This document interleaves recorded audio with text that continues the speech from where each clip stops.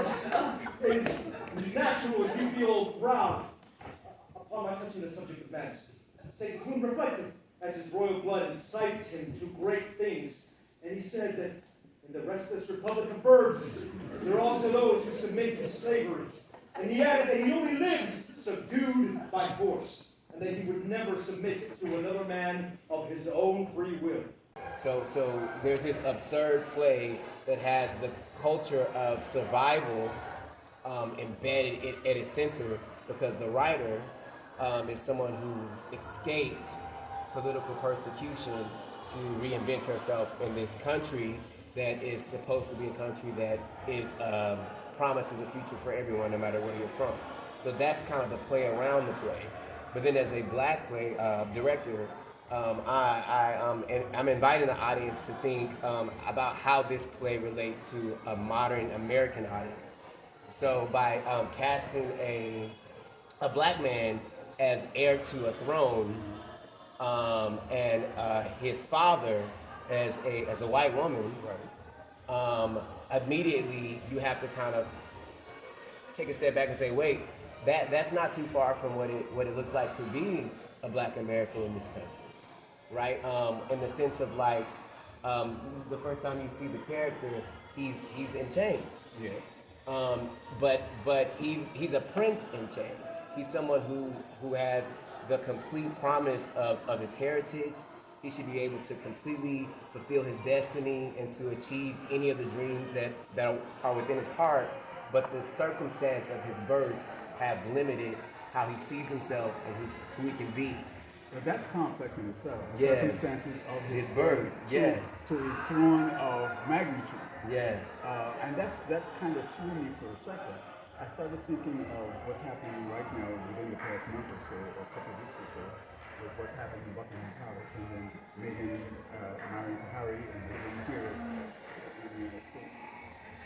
It's kind of like... It's deep, but the thing that I hope audiences take away is that at the end of the play, when this prince, who has been played by a black man, finally assumes power and he has the throne on his head, he has an army at his disposal, instead of deciding to reenact revenge on all the people who have persecuted him, he chooses grace, mercy, kindness, and forgiveness, which are ideas that are no longer in vogue. This idea of forgiving someone who's transgressed against you so that you can move forward in freedom, that's not something that our generation kind of like wants to uphold.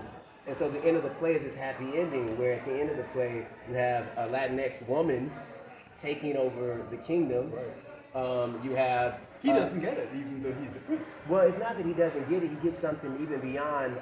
He gets something that he's always had, which is self-actualization, which is he gets the ability to walk in the innate power that he always had, whether or not the chain was attached to him or the crown was on his head.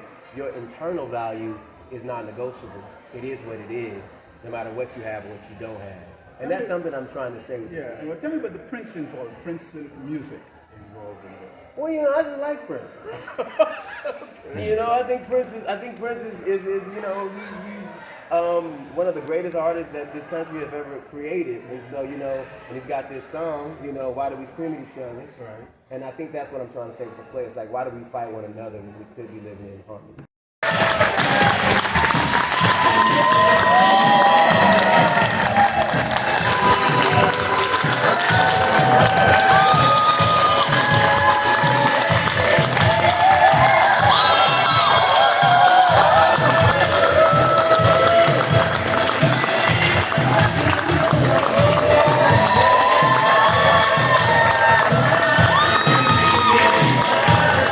Man of the hour, right? Thank you. Tell me about your role here, how you like it, what challenges you had, etc.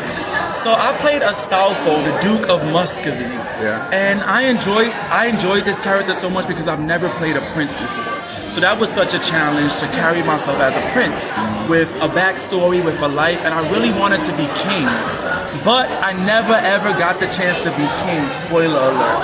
So the challenge was that this is absurd theater and trying to root it in truth, but also like raising the stakes and also keeping in mind the comedy of the situations was a challenge, but I feel like we all found the balance because there'll be some rehearsals when we just focus on the truth of it, and then there'll be other rehearsals when we just focus on like the comedy of it.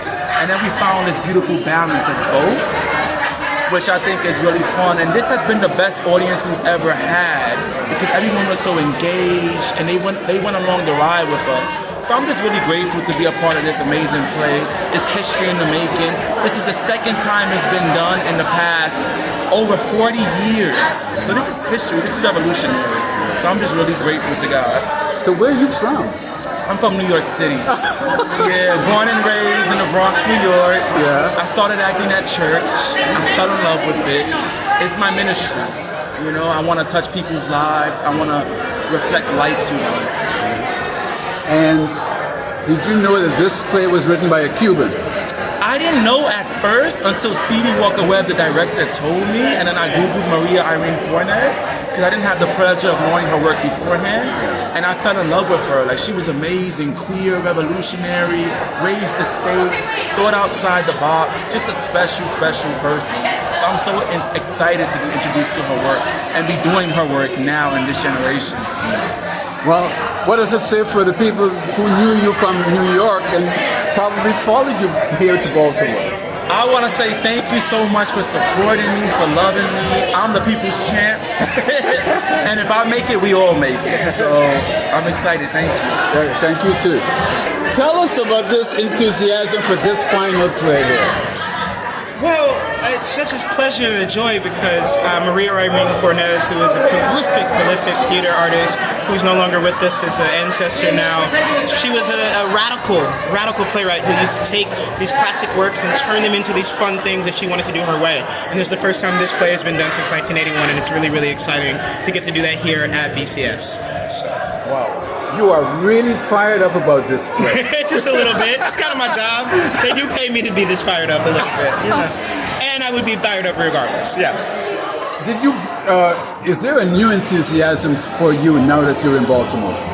Yeah, totally. I feel really, really fortunate, honestly. I've been really lucky to work at a lot of theaters all over the country, in multiple cities and multiple places, and this is the first time that I've got a chance to be in Baltimore, and I'm really grateful and happy to be here. It's a wonderful city. Yeah. So, what can we look forward to for the future with you at the helm? Well, you know, I'm only here temporarily as interim, so I'm only here until I'm not. We're hoping that you're permanent. Say that again? We're hoping you'll be permanent. Well, I am not at the moment intending for that to be the case. I'm really grateful to be here in the interim, and I'm really grateful to get to be here in this city with this theater. I can't say enough how much it means to me. And, you know, I've have a lot of other opportunities and things going on, and I'm not really interested in being full-time anywhere right now. I'm kind of enjoying this moment, honestly, of freelance work. And in the meantime, I get to be here for as long as I'm here, and I'm really grateful. You're not giving me an indication of what you probably have in mind to bring to us here in Baltimore? Well, you know, I could talk about next season, obviously. Yeah, next season we get to open the season with Lady Day at Emerson's Bar and Grill, this wonderful play about Billie Holiday and one of her final performances. That's going to be directed by Nicole Salter, who's a Pulitzer Prize finalist, a brilliant playwright. She's also the chair of the theater department at Howard University, and this is her directorial debut. So that's going to be really, really special. And we just confirmed some really exciting casting that I can't announce at this moment because it literally just got confirmed like a day or two ago. But it's going to be a really special show, and we're transforming the upstairs theater completely into the club to make it feel like a full club experience, where we're going to actually have like cabaret tables where people can come and sit and have a drink and listen to Billie Holiday's final performance. So it's going to be really special, and that'll probably be my last show here as interim, more than likely. So I'm really looking forward to that. Looking forward to it. Yeah. Thanks a lot. Thank you.